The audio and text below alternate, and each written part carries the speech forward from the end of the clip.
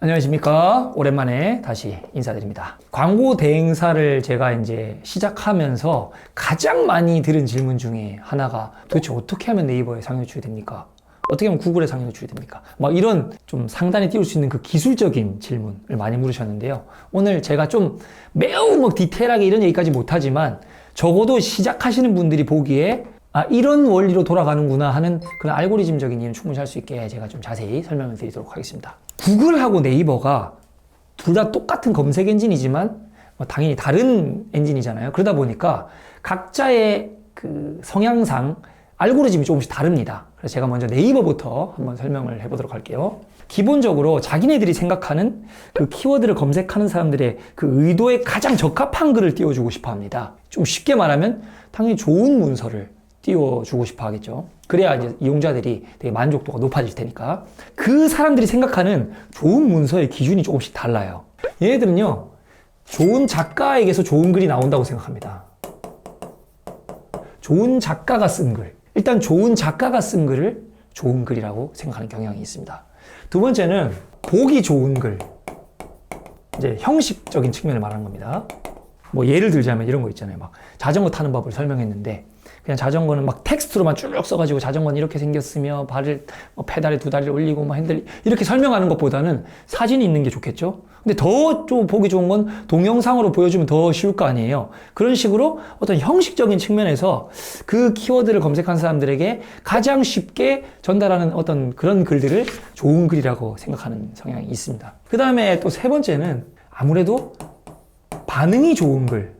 반응이 좋은 글을 또 좋은 글이라고 생각하는 면이 있습니다. 똑같은 글을 썼는데 기왕이면 좋아요가 많이 달리고 스크랩을 많이 해가고 사람들이 많이 퍼가고 그리고 또 댓글이 많이 달리는 글들이 좋은 거예요. 그래서 어떤 블로그 강의하시는 분들 보니까 벽타기라고 말하더라고요. 열심히 쓰고 막 이웃 추가를 하고 또 그 사람들 글 보고 또 댓글 남기면서 마팔 하듯이 인스타에서 그렇게 하는 것이 아주 의미가 없는 건 아닙니다. 왜냐면 내가 그 쓴 글에 반응이 달려주잖아요. 여기까지 보면은 틀린 게 없어요. 제가 네이버라고 해도 이렇게 충분히 짤 수 있다고 저는 생각합니다. 그 다음에 이제 네 번째, 기왕이면 최신 똑같은 글인데 예를 들어서 듣기 좋은 음악이라고 했을 때 지금 2023년도 9월에 쓴 글하고 2020년도에 쓴 글이 똑같은 키워드로 요즘 듣기 좋은 음악 이런 키워드를 썼다고 했을 때 당연히 내용이 요즘 검색하는 사람들에게는 최신곡들이 나오는 게 좋을 거 아닙니까? 그래서 기왕이면 똑같은 키워드면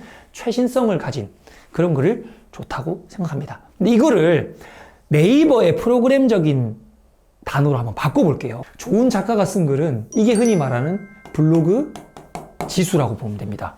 좋은 작가라고 하는 것을 네이버가 이거 뭐로 합니까? 사람을? 아이디로 하는 거예요. 아이디로.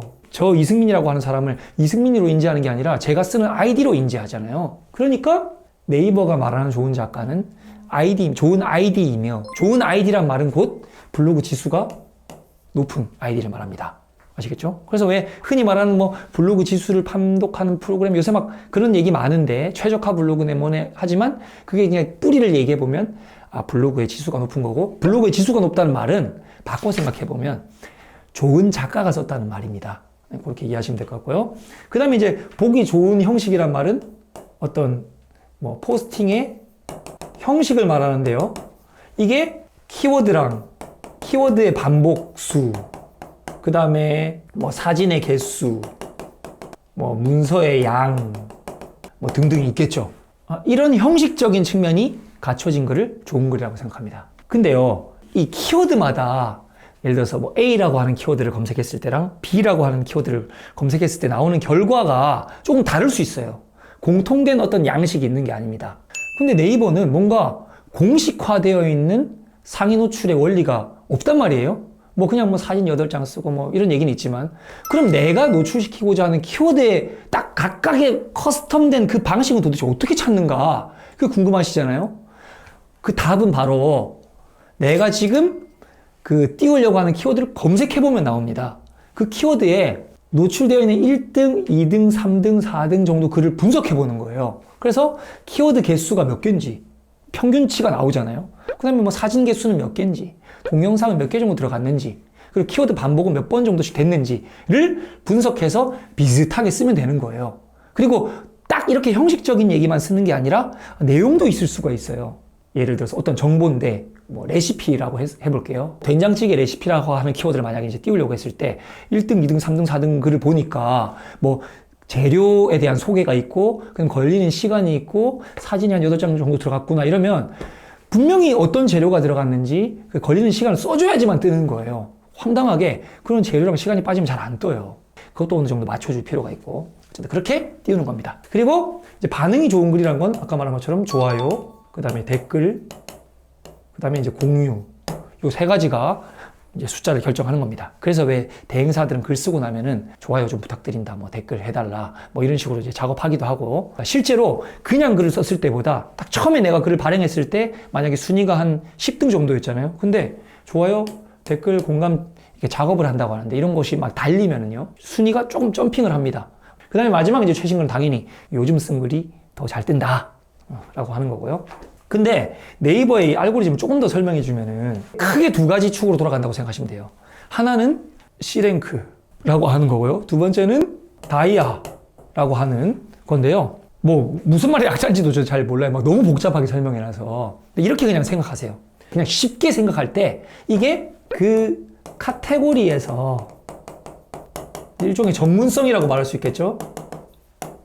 그러니까 제가 만약에 부동산 블로그를 하고 있는데 계속 부동산 정보를 쓰면 제가 부동산 글을 발행할 때는 아무래도 가점이 있다는 거예요. 제가 부동산 관련된 키워드를 쓸 때 좀 더 가점을 줘서 노출시켜준다. 이렇게 생각하면 되고, 이게 예전에는 이게 거의 과거에는 전부였어요. 노출에 경제학 박사가 쓴 경제 전문 글하고 그 다음에 파워 블로거가 쓴 경제 전문 글하고 당연히 경제학 박사의 글이 더 좋을 거 아닙니까? 내용으로만 보면은. 근데 예전에 네이버 입장에서는 이렇게 블로그 지수가 중요하다 보니까 만약에 내가 경제 관련된 글을 좀 많이 썼던 사람이면 그냥 그 지수가 높으면 그 사람 글을 더 인정해 줬던 거예요. 근데 실제 문서가 더 내용이 좋으면 그 글을 띄워줘야 되잖아요. 그게 불가능했단 말이죠, 프로그램에서. 근데 이제 AI가 도입되면서 문서의 내용을 분석하기 시작한 거예요. 그게 요 알고리즘입니다. 그래서 이게 뭐 다이아라고 뭐 부르는데 이 문서의 맥락이랑 이런 것들을 분석할 수 있는 기술을 말할 거예요. 지금은 사실 뭐 아직까지는 AI가 완벽하진 않잖아요. 근데 저는 앞으로 향후 한 몇 년, 한 2, 3년 안에는 정말 다른 세상이 열릴 거라고 생각합니다. 지금 막 발전하는 속도가 장난이 아니잖아요. 이제 곧 네이버에서도 AI를 뭐 도입한다고 하니까 그렇게 되면 되게 또 다른 세상이 열릴 거라고 생각하는데, 어쨌든 간에 이거는 이제 문서의 질이라고 할 수 있습니다. 이게 이제 쉽게 말하는 그 적합성과 이제 뭐 퀄리티겠죠. 그 키워드에 적합해야 되고요. 실질적인 그 내용의 질이 좋아야 되겠죠. 남이 해놓은 거 그대로 복붙하는 거 말고, 퀄리티란 말은 여기에 좀 약간 창의적인 말도 있습니다. 기왕이면 딴 데서 막 짜집기 하는 그런 내용이 아니라 새롭게 만든 문서의 원작자 같은 걸 이제 읽어내는 거죠. 뿌리를. 그래서 요 두 가지로 이제 돌아간다. 그러고 보시면 돼요. 근데 이 둘 중에 어디에 점점 가중치가 생길까요? 당연히 앞으로 미래는 여기가 더 많이 생깁니다. 이게 AI 기술이 발달되면서, 왜냐면 블로그를 처음 시작하는 사람들한테 용기를 줘야 되잖아요. 나 이제 처음 잘 시작했는데 글 되게 잘 쓰는 사람이면 좋은 문서가 올라오는 구조가 돼야 처음 시작한 사람들이라 할지라도 내용만 좋으면 얼마든지 뜰 수 있는 구조를 만들어야 되잖아요.